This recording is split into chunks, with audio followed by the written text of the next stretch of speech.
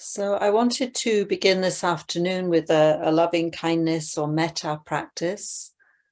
But first, so I thought I'd say a few words first just about the relationship between mettā and insight. So if you're not familiar with the word mettā, it's a Pali word. It literally means friendliness.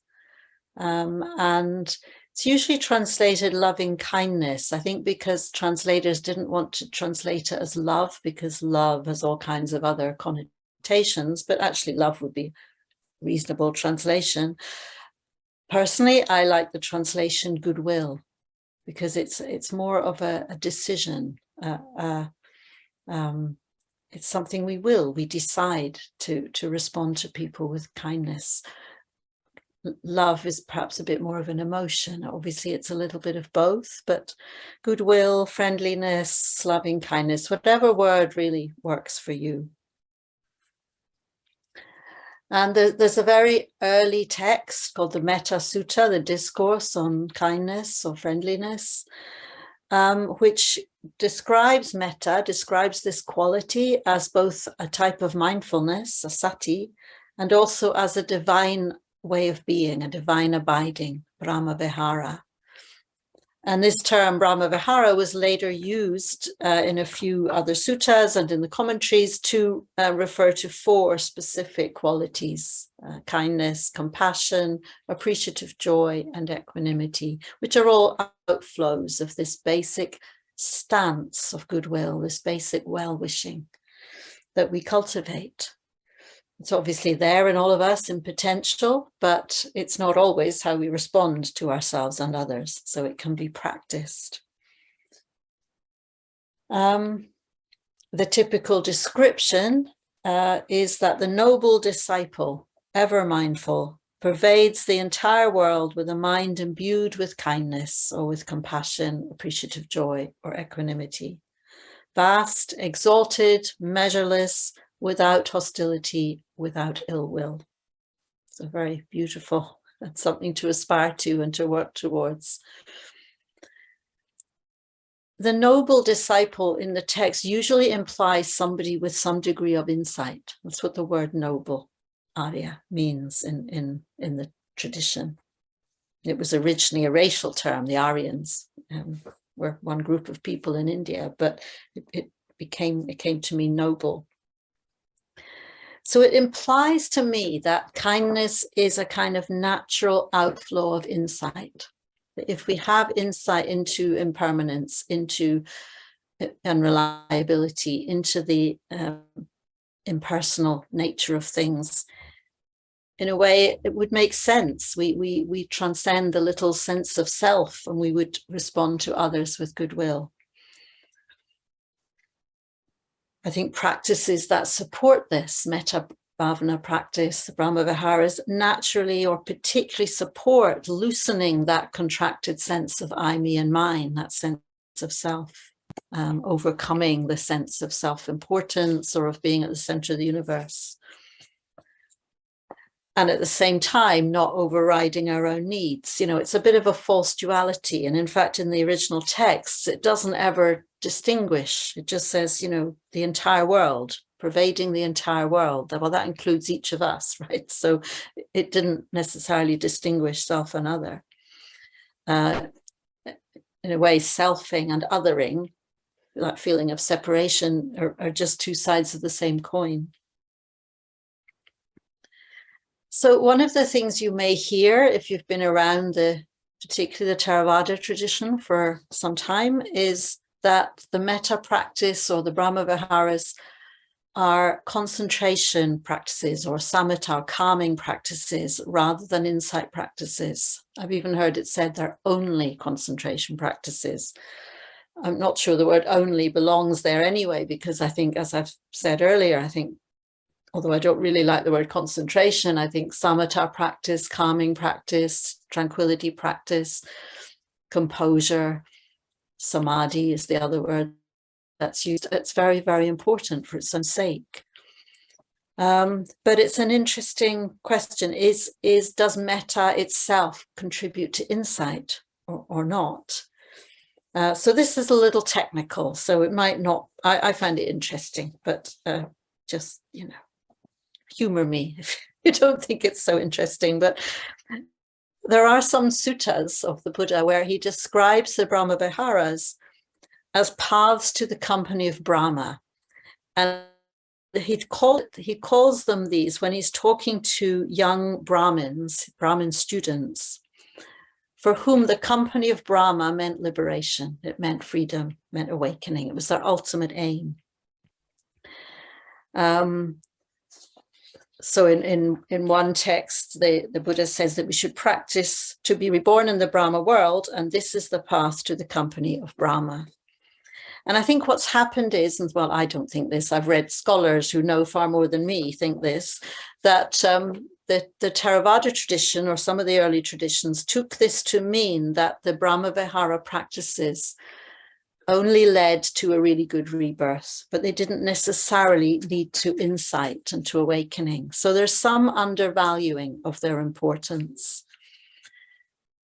But there are some texts where it's very clear in response to a similar question from the young Brahmins that the Buddha describes the Brahma Viharas as leading to union with Brahma and to liberation of the heart, ceto vimutti, through goodwill, compassion, joy, and equanimity.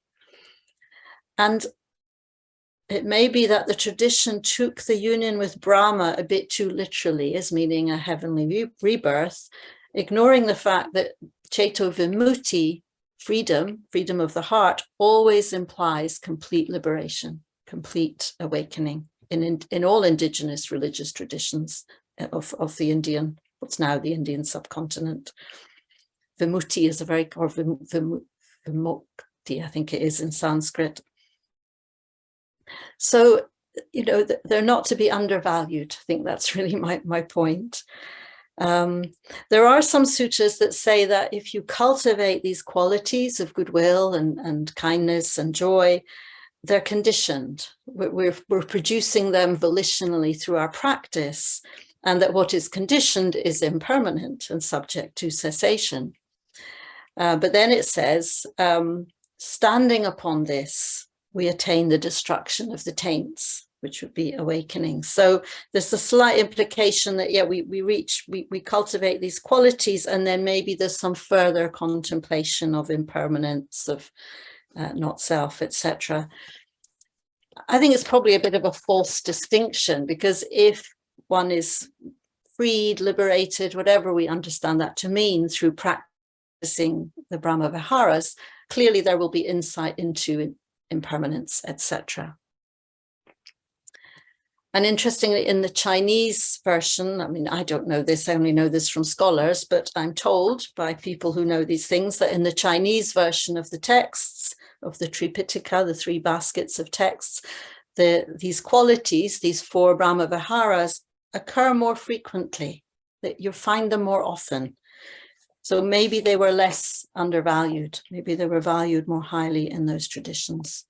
So I'm really just saying that to just throw in a little seed of doubt. If you ever hear a teacher say these are merely concentration practices, just think, maybe, but what about our own experience? What is our experience of doing these practices? They can really support composure, focus, concentration, absorption, but they can also support insight, particularly the overcoming of that small contracted sense of self.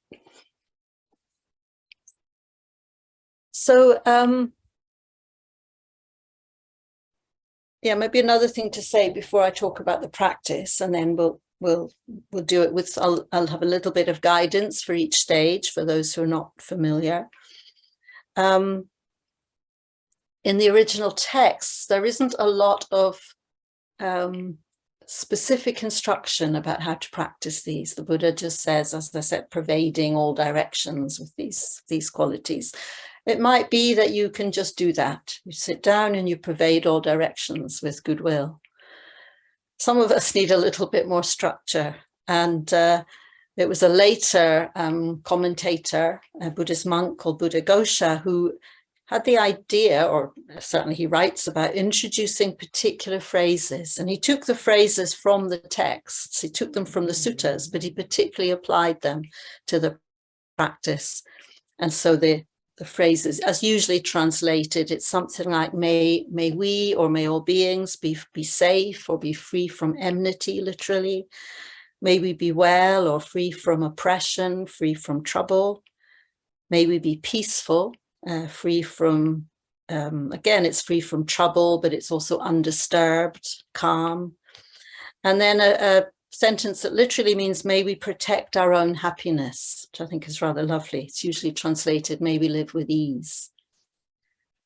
And Buddhaghosa suggested using phrases like this, and you can of course choose your own words and phrases, whatever works really supports you, and then directing them towards different categories of people, beginning with ourselves. And it's interesting that if you read Buddhaghosa, it's quite dry, his text, The Path of Purity, but he says some critics might say this conflicts with the texts because the texts don't mention sending kindness to yourself. They just say pervade it to the entire world. But what he says is, he doesn't say, sometimes you hear people say, oh, you can't love others if you don't love yourself. I'm not sure. I think there are plenty of people who have a lot of love and compassion to others, but aren't so good at taking care of their own needs. What Buddhaghosa says, it's about making ourselves an example, because we know, we don't have to think about it. We know that we want to avoid pain. We want to be happy. We want to be peaceful. And then we think, well, other beings are just like me. They want that too. And then a desire arises, he says, for the welfare and happiness of others. So again, it may not be that important, but I think it allows us not to feel in a way limited. If we struggle a bit with the first stage of the metta practice, if we struggle with really cultivating self-compassion, that doesn't get in the way of us extending compassion to the world. It's just about including ourselves in that, really.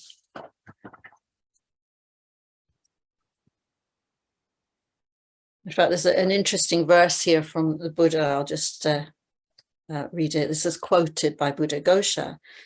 He says, I visited all quarters with my mind, nor found I any dearer than myself.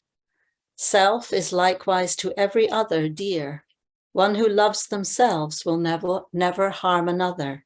One who truly loves themselves will never harm another, which is quite interesting. So this sense of the word self is obviously quite different from the contracted sense of self that we're talking about in the three characteristics, which often does lead us to harm others. But this is a much more insightful self-compassion, we could say.